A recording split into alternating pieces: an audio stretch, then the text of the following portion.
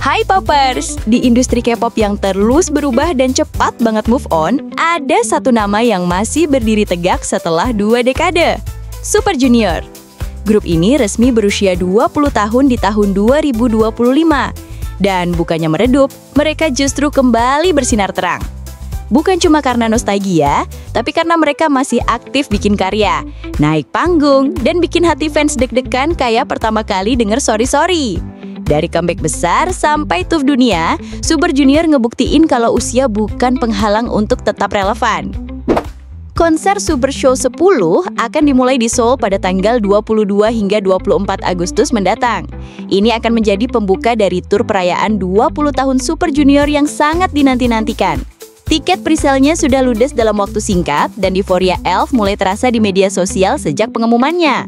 KSPO Dome diperkirakan akan dipenuhi ribuan lightstick biru safir dan fans lintas generasi. Dan kabar baik buat fans Indonesia, Super Junior juga akan mampir ke Jakarta tanggal 13 September di ICE BSD. Momen ini diprediksi bakal jadi salah satu konser K-pop terbesar di Indonesia tahun ini. Tapi, Suju bukan grup yang puas dengan nostalgia. Mereka baru aja ngerilis album ke-12 berjudul Super Junior 25 pada 8 Juli 2025 sebagai bagian dari perayaan 2 dekade karir mereka. Album ini jadi refleksi perjalanan musik mereka, mulai dari beat dance penuh semangat sampai balada yang menyayat. Salah satu lagu andalannya bahkan disebut-sebut sebagai lagu musim panas terbaik 2025 oleh media Korea. Album ini debut tinggi di Korea, Jepang, dan bahkan trending di Spotify Asia. Super Junior membuktikan bahwa kualitas musik mereka tetap berkembang dan gak ketinggalan zaman. Sementara aktivitas grup tetap sibuk, proyek individual juga gak kalah panas. NYUK meluncurkan EP solo perdananya Explorer awal tahun ini dengan gaya retro modern yang catchy. DNE, duo NYUK dan Donghae, masih aktif tur ke Jepang dan ngerilis single baru berjudul You and Me yang sukses di kalangan fans lokal. Yang menarik, meskipun banyak idol grup bubar setelah 5-10 tahun, Super Junior tetap eksis dalam formasi yang solid. Mereka tetap jadi entertainer sejati yang bisa lucu di variety show, dramatis di MV, dan menyentuh di panggung.